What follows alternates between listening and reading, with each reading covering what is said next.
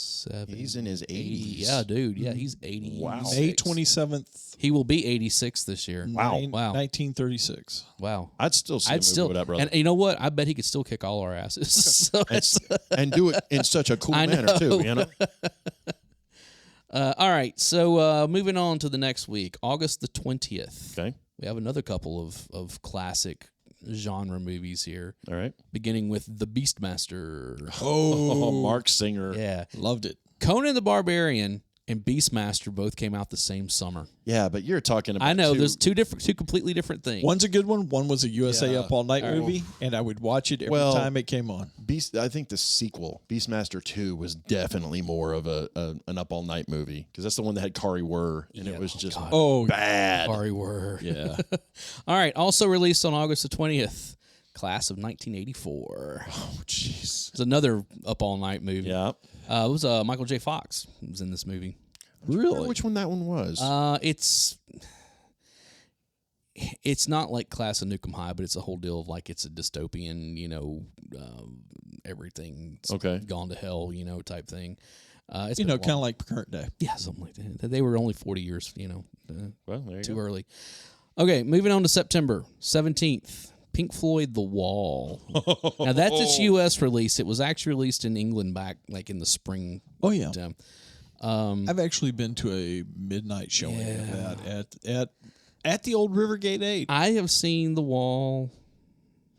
I obviously was not on any drugs, and it didn't make a whole lot of sense to me. Now, I love the album The Wall. I mean, I love it. I know it backwards and forwards. But yeah, the Wall, the movie is always weird. I mean, but it's fun. It is. It's got one of those moments. ones. Because it's so all over the place. Yes. Because you're just going along for the ride. Yeah, in a lot of ways. And still has one of my favorite appearance from a Rocky Horror Picture Show alum cast member, alum. Yeah, Little Nell plays the yes, she is the dirty woman. Yep. Young Lust. Yep. Yes. So that's as good as that album is. It's still not my favorite. See, and okay, so we may need to. All right, so we're going to get a little Pink Floyd here for a minute. I was about to say The Wall was my big introduction to Pink Floyd. Most everybody our age. Now, don't get me wrong. I knew the Dark Side stuff. I knew, the Wish You Were Here stuff. Wish You Were Here was mine. And the Animal stuff. Like, I knew. I had a friend in high school who was huge. Everybody had a friend in high school that was into Floyd. But it was one of those things that I was going into my senior year, and I got a copy of The Wall on cassette. And I kind of fell into that album for a few months, like just listening to it constantly. And even to this day, I mean, it's one of those that I'm like, I think Pink Floyd was one of the overrated that I put on my, when we did that. He set up Pink Floyd as overrated. But he and I almost came to blows. What did I also say about that, though? The Wall is one of my favorite albums of all time. I mean, I'm one of those Pink Floyd guys. You remember the poster? Oh yeah, that had the back catalog. Yep. Yeah, all painted on the naked women. I could actually name by the pool. Yes. Yeah, I could actually name every single album by the album cover art. Okay, so I'm gonna throw one at you, Dave, Okay. and I really, this will be an interesting debate as we go along on this. So far, we've had two movies that I would make an argument for best soundtrack of '82. Okay. Fast Times at Ridgemont High. Yeah. Okay. An incredible soundtrack. But now we have Pink Floyd The Wall. So they're two different things, though. True, they but really are two different things. One is more of a compilation, and one's the same band. Granted, but they both capture. Yeah, something, I mean, they both captured the mood of what those two movies were. So that'll be when we finish up on this. Don't make me. Oh, I'm going to make you. Right. Don't make me. Who's your favorite kid? children? All right, here we go. Children? All right, so moving on to September 24th. Yep.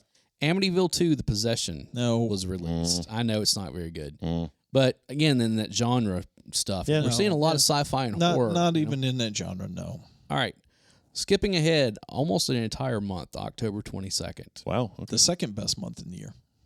Two movies, one that we have covered on here previously. Okay. The first one, First Blood. Oh. The John Rambo story. Yes. And such a different movie than what the Rambo movies became after this. Oh yeah. Again, it kind of goes back into that Rocky, where Rocky is one thing, Yes. and then you have the rest of the series. Right. First Blood is one thing, and then you have the rest of the series. Well, but if you think about it, the rest of that series was not supposed to be the same story. Oh, it definitely isn't. I mean, it's First Blood is PTSD. Someone dealing with PTSD and a lot of generational trauma because of Vietnam and what happened and what they saw and how they were received back into society. Yes. And that's the whole thing, is that this sheriff doesn't want him coming around.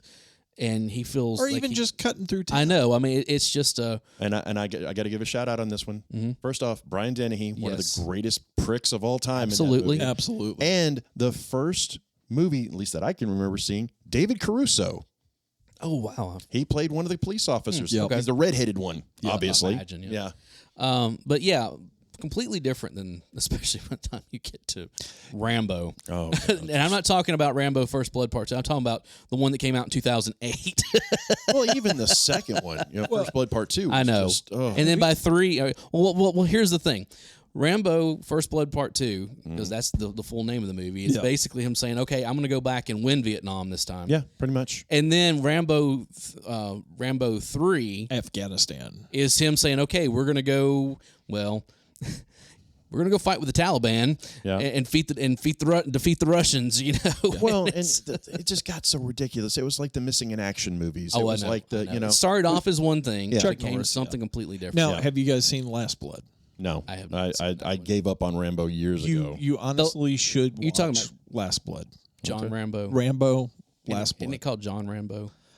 No, it's not. No. John Rambo is what Rambo, which is the 5th Rambo movie, Yeah. was supposed to be called, but then they just called it Rambo. Yeah. Which talk about in Burma, we get into the whole Burmese thing, where it's Actually, go back and watch the very last. that's the whole one where he's like killing Mexicans or something, and It's just cartel. Without telling a Yeah. whole lot about it, he's got a place of his own. He's got some people that he's adopted his family Right. that live on the place, right. and one of them goes back into Mexico to try to find some family, and she gets kidnapped, and he has to. So it's taken. Basically. It's old man porn. That's what it is. I'm sorry.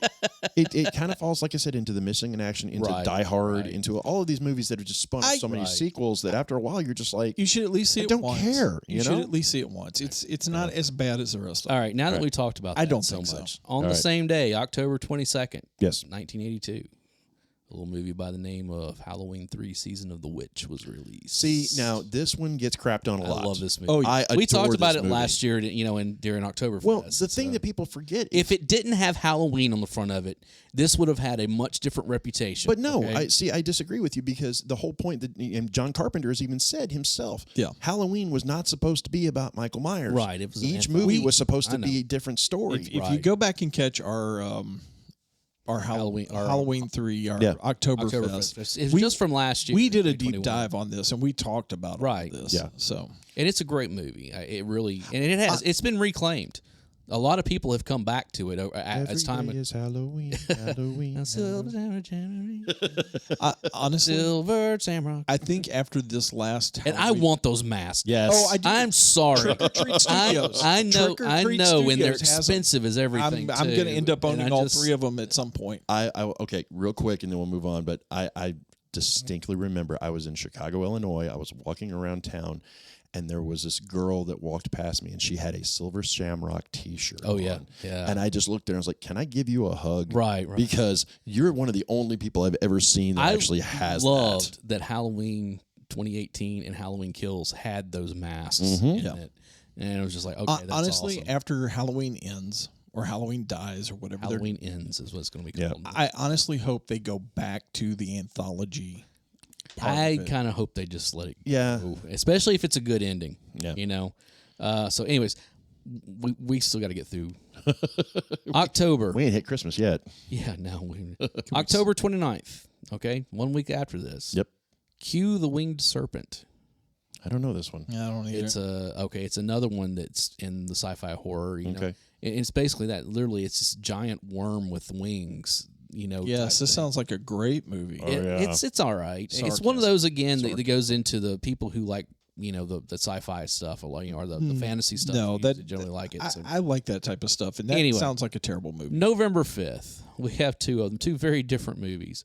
One of them I put on here for my own sake more than anything else, and that's the Man from Snowy River. Oh, good movie. It's a good movie. Good movie. Okay. That was released on November 5th. And also the same day, Piranha 2, The Spawning. Oh, terrible. Terrible. If any of you out there haven't seen The Man from Snowy River, go watch it. Is it on Disney Plus? It's a Disney movie. I don't know. It's got what's his name in it? Kirk Douglas is in it. That's the only big. Hold on, actor I've got that Disney Plus on my phone. I can do a search. They did a sequel a few years later called Return to Snowy River that Yep. actually is pretty good. It's not bad. You and but your basically, new big powerful phone. basically, The Man from Snowy River is a western set in Australia. Is what it comes down to, and it's got this spectacular sequence at the end whenever he goes off the cliff. That is just wow. And I would say it's one of my two favorite westerns set in Australia. The other one being Quigley Down Under. Yes, sir. I love that movie. I don't care. I'll watch it anytime it's on. It's awesome. All right, Dave. This one's for you. This is Okay. for all of us. All right. November 10th. There was this movie called Creep Show that was released. Yes. Yes. George Romero. Yes. This is one of those two movies Yes. that introduced I me know. to the horror movie Oh, genre. look at the cast on that thing. Oh, I know. And again, was it 2 years ago that when That's Oktoberfest just a that we did? ridiculous I know. cast on It really is. Again, Adrian Barbeau, Ted Danson. Danson, Leslie Nielsen. Yes. Not George C. Scott. No, you're thinking about Hal Holbrook is in it. Oh God, now I can't remember. Who was the one with the cockroaches? Yeah, that wasn't George C. Scott. That was I can't remember. I who can't that remember. was. But yeah, off the top of my head. But yeah, such a good movie. It Yeah. really is. Well, and let us not forget Stephen King. yes, Steve. You know. Yes. Jordy Verrill. Yep. Yeah, exactly. Yeah, he wrote that. Yep. All right, November 12th. This is again it was November 10th. Yep. Or we had November 5th, November 10th, November 12th. Right. Basically all in the same week.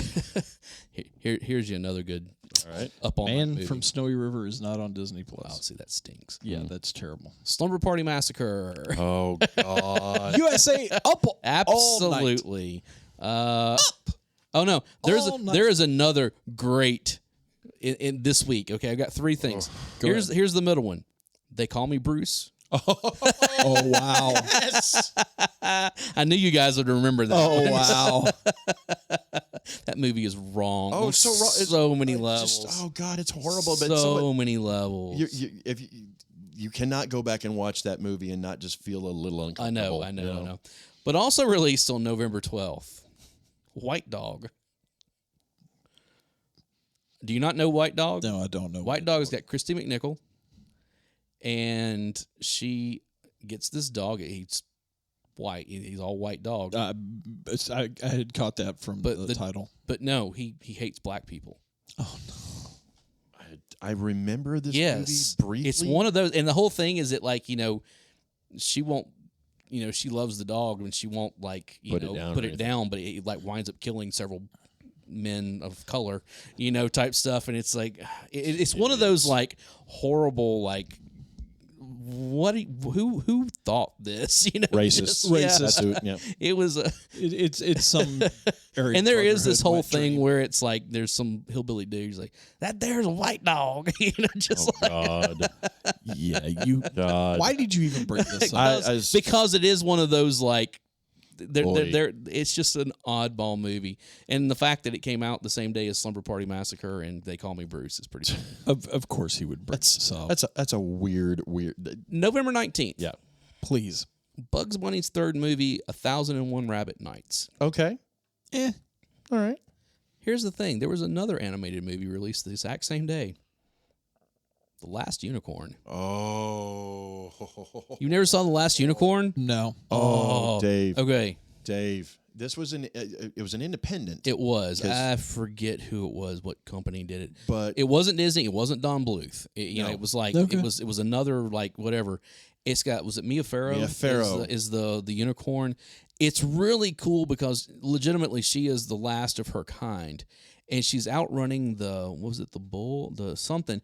Basically what it is that she's outrunning evil that presents itself as this huge red bull. Yeah. That like, and it's a strange movie because the whole thing comes down that she's got a little friend that's kind of like an aspiring magician or something. Schmendrick. Yeah, and Schmendrick winds up turning her into It was a Don Messick. Don Bluth? I'm sorry, Don Messick did one of the voices. Oh, okay. Winds up turning her into a human at one point to try to like keep, you know, the whatever they call, I can't remember what they called. Okay. Yeah. Okay, so just for the cast, listen to this really quick. All right. Mia Farrow, Yeah. Jeff Bridges, Okay. Alan Arkin, Wow. Christopher Lee, Yep. and Angela Lansbury. Well, And if that doesn't top it off, you've you got have me at Christopher Lee. Robert Klein and I can never pronounce this guy's last name right, Rene Auberjonois. Oh, yeah. Yeah. You know who we're talking about, Pretty right? good cast, yeah. I mean, it's just... Who he unfortunately passed just a couple You had years me ago. at Christopher Lee. And Don Messick. And if you don't know who Don Messick is, basically picture every cartoon you ever watched as a Right. child. Yes. He had a voice in there somewhere. Pretty much. And just so you know, the unicorn is the national animal for Scotland. Yep. I love that their unicorn, or that their national animal is fictional. Well, and at one time... Who says they're fictional? who is it? Think Geek used to sell cans of unicorn meat. Oh, yeah. It was just ridiculous stuff. Can't- It's still fun. Can't eat unicorn. I don't know, it's a little chewy. Well, you know, if the unicorns No, would it's just illegal. stop playing in the rain whenever Noah was floating in the ark. You know, Don't make me sing the song. Don't make me sing the song. Go ahead. All right, December 8th, two very, very different movies released. 48 Hours Good movie. Roxanne. and Gandhi. Wow. I said two very different movies. Yep. Couldn't get any more diametrically Think opposed. than Gandhi that. wound up winning the Oh, it won a Oscar ton of that Oscars, year. Won a bunch of stuff. Yeah. There was another Oscar contender that's still on this list, though. That, Oh, God. yeah. But let's back up for 48 hours for just 48 a moment. Hours. Eddie Nick Murphy. Nolte, It's Eddie probably Murphy. This is his first starring vehicle, wasn't it? I believe so. It's one of Yeah. his first, if not. It But had just him and Nick Nolte, and if it's that for whole nothing else, two cops that can't get along with each Well, other. no, he wasn't a cop. He Well, was no, a he con. was. He was a con. Yeah, Yeah, but it's yeah. But just the whole scene on the prison bus when he is coming or going to prison, he's got his Mm-hmm. little Walkman on, in his own world, singing at the top of his lungs, "Roxanne" by the Mm-hmm. Police. That is just the most fun moment in the entire movie. Yeah. The Police is also on my list of overrated stuff. Okay, we may fight.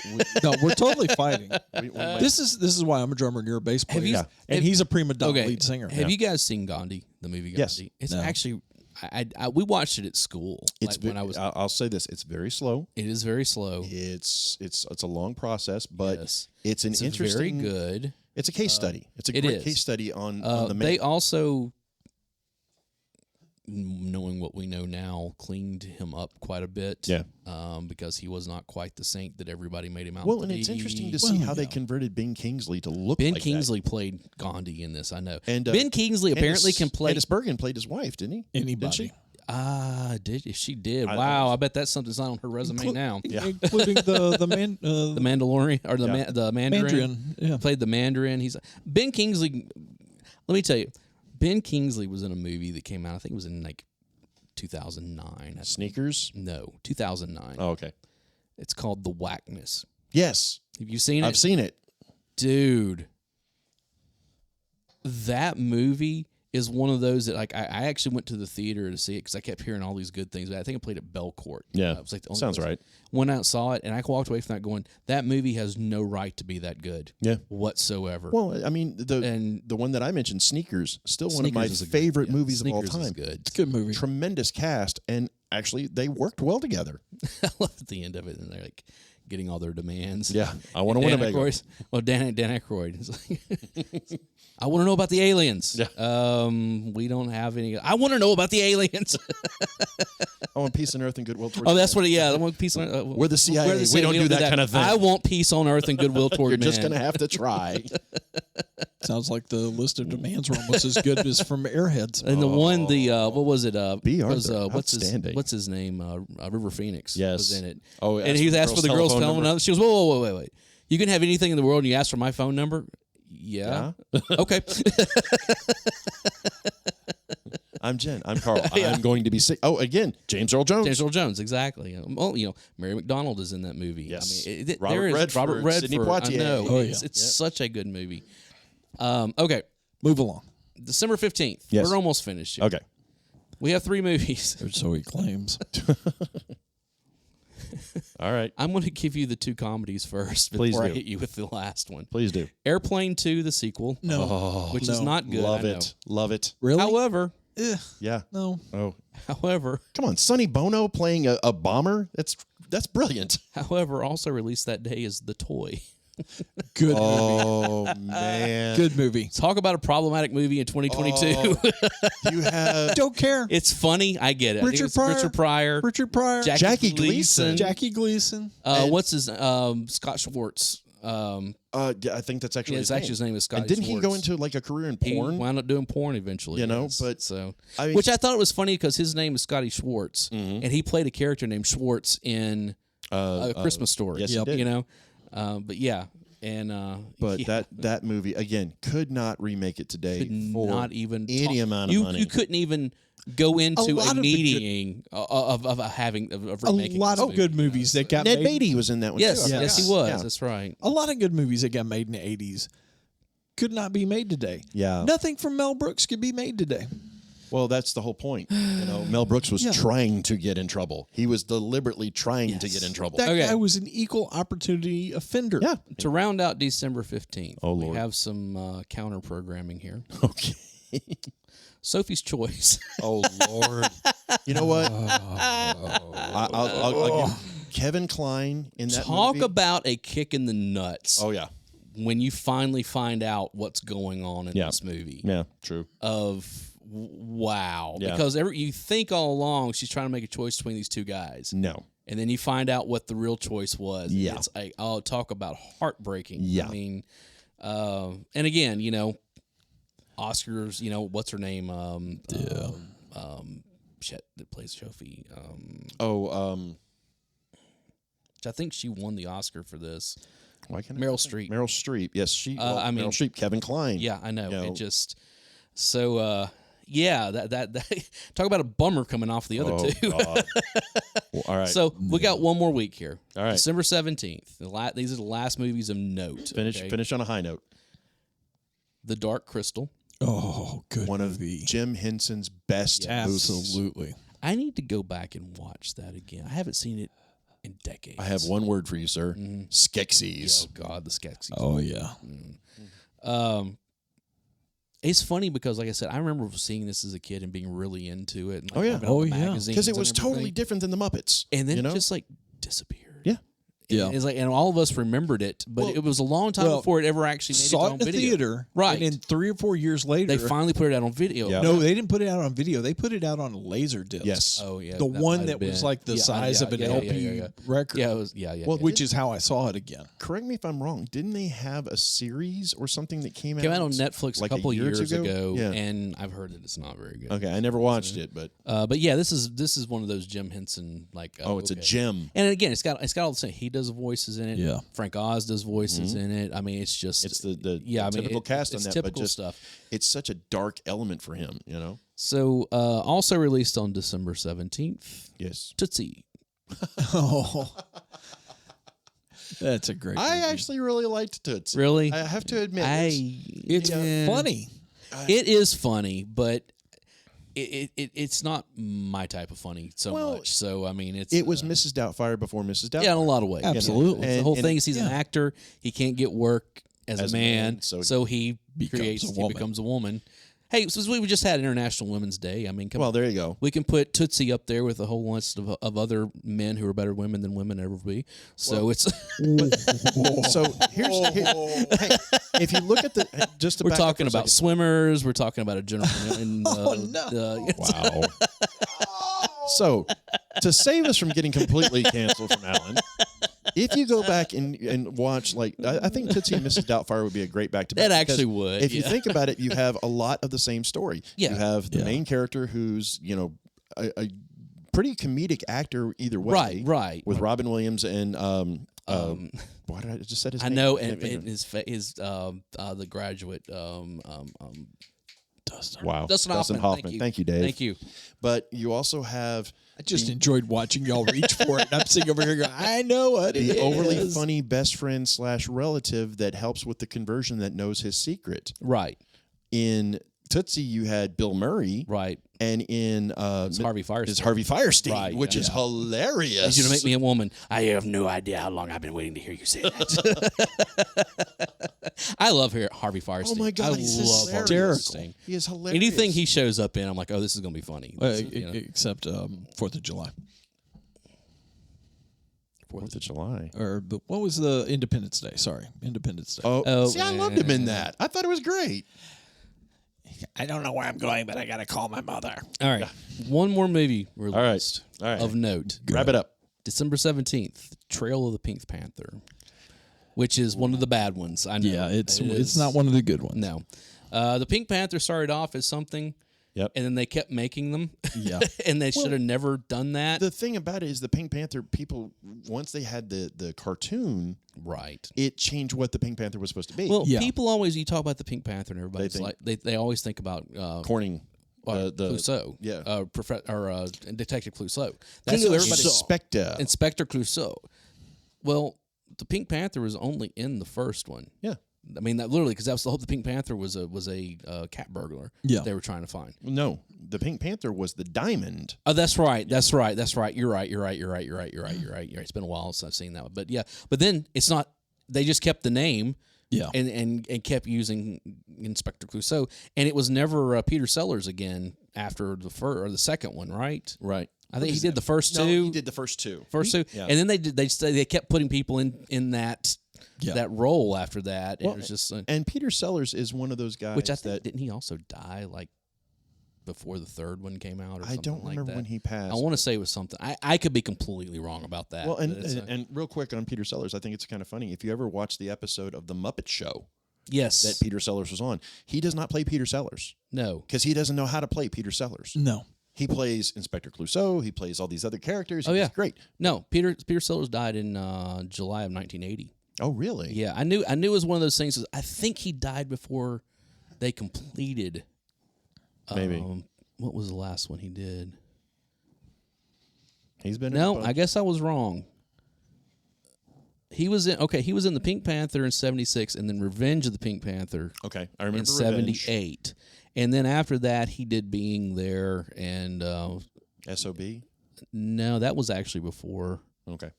But yeah, he died in 1980. With cancer? Was that right? Sounds right, I think it was yeah. So this would have been 2 years after he passed. And I think they had some film footage of him.